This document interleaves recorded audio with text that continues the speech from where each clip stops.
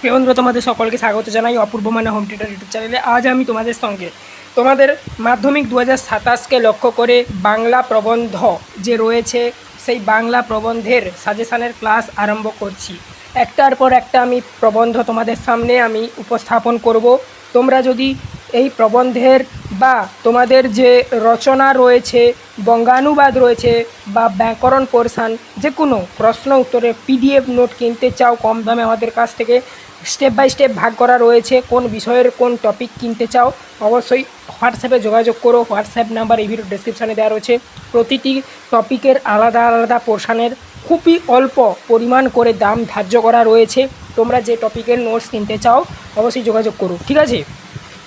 আর enter Bangla টপিকের যদি notes কিনতে চাও তার একটা আলাদা দাম ধার্য করা রয়েছে। যাই হোক, আজকে থেকে আমাদের প্রবন্ধের ক্লাস আরম্ভ হচ্ছে। আজকের প্রথম ক্লাস আমরা একটি গুরুত্বপূর্ণ যে প্রবন্ধ বিজ্ঞান ও পরিবেশ বিষয়ের অন্তর্গত পরিবেশ সুরক্ষায় ছাত্র সমাজের ভূমিকা এই নিয়ে ক্লাস করব। চ্যানেলে নতুন থাকলে সাবস্ক্রাইব করো, বেল আইকনকে অল অপশানে সেভ রাখবে। যারা পিডিএফ নোট কিনতে চাইছো না, তোমরা এরকমই ভিডিও ক্লাসগুলো দেখে দেখে অবশ্যই খাতাতে এগুলো লিখে নেবে এবং বাড়িতে পড়বে, মুখস্থ করবে। আর চ্যানেলে নতুন থাকলে সাবস্ক্রাইব করে বেল আইকনকে অপশানে সেভ রাখবে। দেখো, এখানে প্রবন্ধের মান কিন্তু তোমাদের 10 থাকবে, ঠিক আছে। পুরো প্রবন্ধটা লিখলে তুমি 10-এর 10 পাবে। এখানে বলা রয়েছে পরিবেশ রক্ষায় ছাত্র সমাজের ভূমিকা এই বিষয়ে প্রবন্ধ লিখতে বলেছে। দেখো, এখানে আমি এইরকমই একটা হেডিং করেছি, পরিবেশ রক্ষায় ছাত্র সমাজের ভূমিকা, লিখে লেখাটা আরম্ভ করেছি। দাও ফিরিয়ে সে অরণ্য লও এ নগর। কার লেখা? এটা একটা রবীন্দ্রনাথের খুবই গুরুত্বপূর্ণ ছড়া, তার থেকে নেয়া লাইনটা। এটা রবীন্দ্রনাথ ঠাকুরের লেখা ছড়া থেকে নেওয়া বলে রবীন্দ্রনাথ ঠাকুর বলে উল্লেখ করেছি। আর কোন ছড়ার অংশ তোমরা কে জানো, তোমরা কমেন্টে জানাও তো, আমি দেখতে চাই। ভূমিকা তারপরে দিয়ে লেখাটা স্টার্ট করবে। সভ্যতার আদিম লগ্ন থেকে মানুষ প্রকৃতির কোলে লালিত পালিত হয়ে এসেছে, কিন্তু বর্তমান একবিংশ শতাব্দীতে দাঁড়িয়ে মানুষ নিজের অন্ধ লোভ আর বিলাসের প্রয়োজনে সেই প্রকৃতিকেই নির্মমভাবে ধ্বংস করে চলেছে। ফলস্বরূপ বিশ্ব উষ্ণায়ন অর্থাৎ গ্লোবাল ওয়ার্মিং, যাকে ইংরাজিতে বলা হয়, ওজোন স্তরের ক্ষয়, জলবায়ুর চরম পরিবর্তন এবং নানাবিধ দূষণে আজ আমাদের ধরিত্রী বিপন্ন। ধরিত্রী মানে পৃথিবীর কথা বলা হচ্ছে। এই মহাসংকট থেকে পরিবেশকে উদ্ধার করতে বিশ্বের দরবারে আজ সবচেয়ে বেশি প্রয়োজন তরুণ প্রাণ তথা ছাত্র সমাজের। কারণ ছাত্ররাই সমাজের প্রাণ শক্তি। কমা দিয়ে লিখবে, তারই পরে যে কোনো স্থবির ব্যবস্থার বিরুদ্ধে রুখে দাঁড়িয়ে নতুন ভোরের আলো আনতে পারে, মানে তারাই পারে আর কি। দেখো, তোমরা ছাত্ররা কিন্তু সব পারো, চাইলে তোমরা পারো বিশ্ব উষ্ণায়নের হাত থেকে আমাদের এই ধরিত্রী মাতা অর্থাৎ পৃথিবীকে রক্ষা করতে।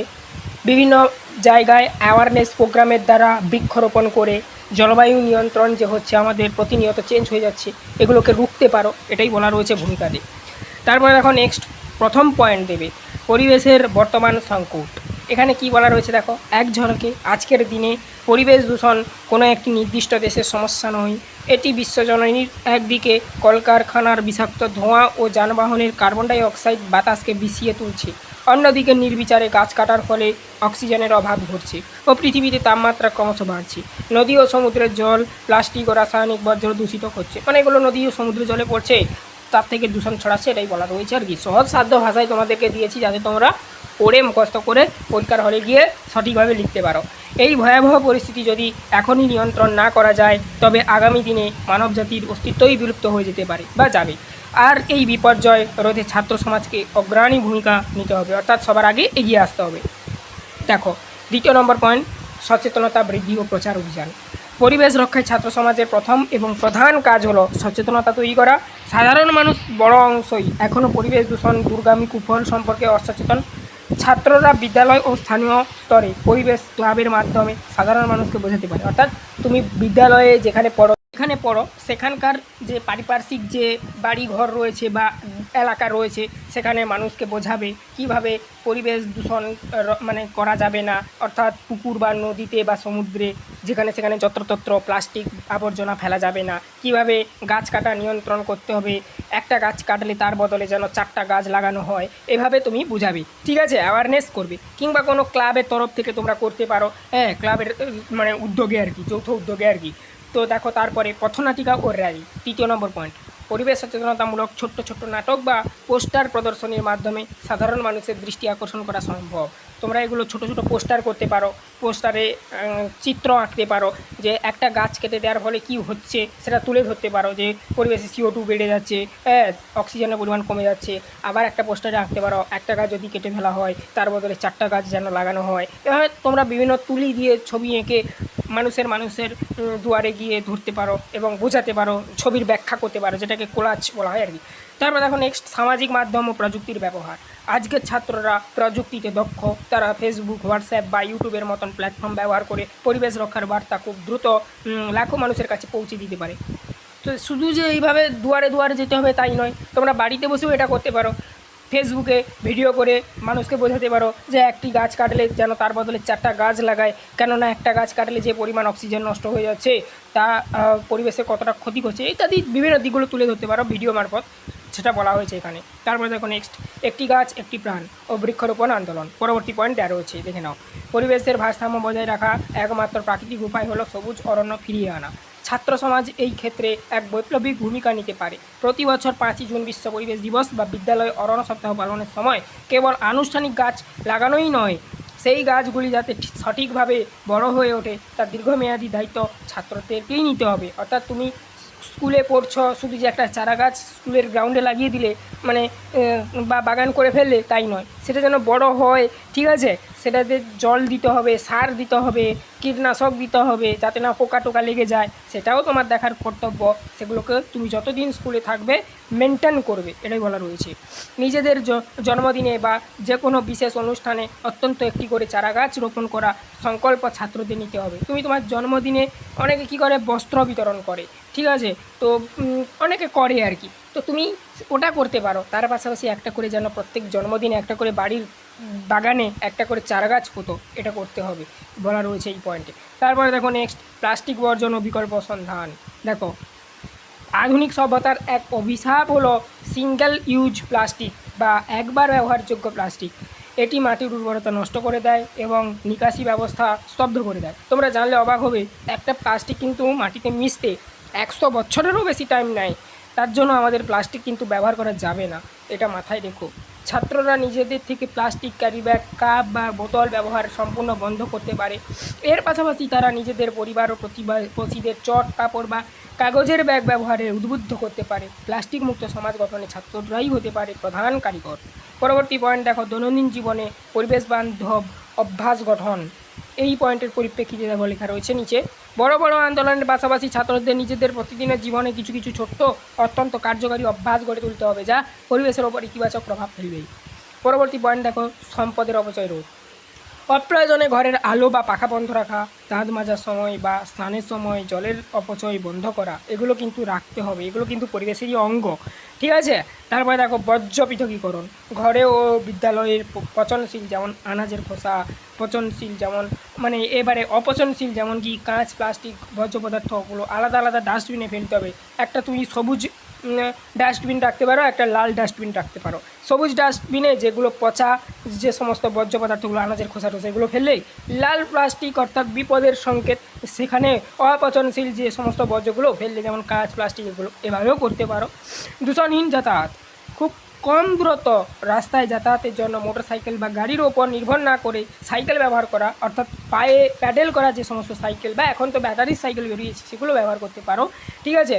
তারপরে পায়ে হাঁটা অভ্যেস করতে পারো, পায়ে হাঁটলে কিন্তু শরীর ভালো থাকে অ্যাকচুয়ালি, মনে রাখবে। তারপরে দেখো, পরিবেশ আন্দোলনে ছাত্র সমাজের ঐতিহাসিক অনুপ্রেরণা। এই পয়েন্টের পরিপ্রেক্ষিতে তোমরা কী লিখবে, ইতিহাস সাক্ষী আছে, যখনই সমাজে কোনো সংকট পড়েছে তরুণ ছাত্র দলই পথ দেখিয়েছে।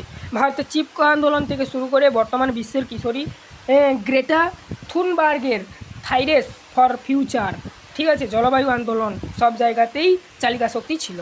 ছাত্র ও তরুণ সমাজ এই ইতিহাস থেকে শিক্ষা নিয়ে মাধ্যমিক স্তরের ছাত্রদের, অর্থাৎ তোমরা মাধ্যমিক দিবে, তোমাদেরকে উল্লেখ করে এখানে দিয়েছি আমি, পরিবেশ রক্ষার লড়াই সামিল হতে হবে।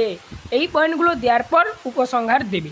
কবি সুকান্ত ভট্টাচার্যের ভাষায়, আজ আমাদের শপথ নিতে হবে, এখানে একটু ছড়া আট করে দিয়েছি, এ বিশ্বকে শিশুর বাসযোগ্য করে যাব আমি, নবজাতকের কাছে আমার দৃঢ় অঙ্গীকার। ভেরি ভেরি ইম্পর্টেন্ট একটা লাইন, এটা সব জায়গায় ইউজ করা যায়, মানে সব রচনার ক্ষেত্রে নয়, যে পরিবেশ বান্ধব রচনাগুলো হয় সেখানে ইউজ করা যায় আর কি। লেখার শুরুতে যেমন একটা রচনা, মানে এই যে রচনাটা বা এই প্রবন্ধটা তোমাদের যে উপস্থাপন করলাম, ওখানে যেমন যে ছড়াটা দেখলে রবীন্দ্রনাথের, সেখানে ওই রবীন্দ্রনাথের পরিবর্তে এই ছড়াটাও তোমরা দিতে পারো। কেবলমাত্র সরকারি আইন বা ফতোয়া জারি করে পরিবেশ রক্ষা করা সম্ভব নয়, যতক্ষণ না মানুষের অন্তরের স্বতঃস্ফূর্ত চেতনা জাগছে। আর এই চেতনা জাগানো সবচেয়ে শক্তিশালী মাধ্যম হলো ছাত্ররাই। আজ যদি ছাত্র সমাজ পরিবেশ রক্ষায় হাত মেলায়, তবেই আগামী দিনে এক দূষণমুক্ত সবুজ সমাজ এবং সুন্দর পৃথিবীর বুকে সুস্থায়ীভাবে বেঁচে থাকবে আগামীর প্রজন্ম, অর্থাৎ ভবিষ্যৎ জেনারেশান। ঠিক আছে, এইভাবে লিখে লেখাটা শেষ করবে। তো তোমাদেরকে বুঝিয়ে দিলাম লাইন বাই লাইন। আর তোমরা জানলে অবাক হবে হয়তো, আইপিএল যে আমাদের বহু প্রচলিত একটি খেলা, সেখানে কিন্তু প্রত্যেকটা ডট বলে কিন্তু একটি করে চারা গাছ রোপণ করা হয়। কেননা আমাদের পৃথিবী কিন্তু এখন খুবই বিপদের মুখে দাঁড়িয়ে রয়েছে। ঠিক আছে, এত পরিমাণ গ্লোবাল ওয়ার্মিং হচ্ছে, পরিবেশ দূষণ হচ্ছে, যে আমাদের পৃথিবী মানে অত্যন্ত বিপদের মুখে দাঁড়িয়ে। তার জন্য আইপিএলে কিন্তু এই নিয়মটা চালু রয়েছে। তোমরা যারা জানো না, তোমাদেরকে বলে দিলাম। তো বাই দ্য ওয়ে, এটাই ছিল তোমাদের আজকের এই পরিবেশ সুরক্ষায় ছাত্র সমাজের ভূমিকা এই নিয়ে ক্লাস। আশা করি তোমাদের ক্লাসটি ভালো লেগেছে। চ্যানেলে নতুন থাকলে সাবস্ক্রাইব করো, বেল আইকন অপশানে সেভ রাখো।